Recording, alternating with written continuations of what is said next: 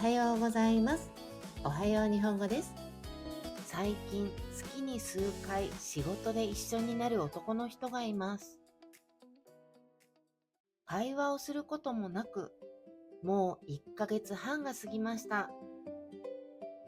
昨日お昼ご飯の時にいつものタイ料理屋さんでその男性を見かけたんですが、彼はお店の人とタイ語で話してるような気がしたんです。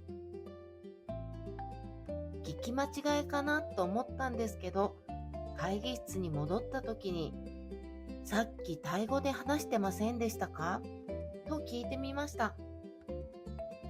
そしたら、はい、聞こえてましたって言われて、そこからお互いにタイによく行く話や、東京の美味しいタイ料理屋さんの話で盛り上がりました。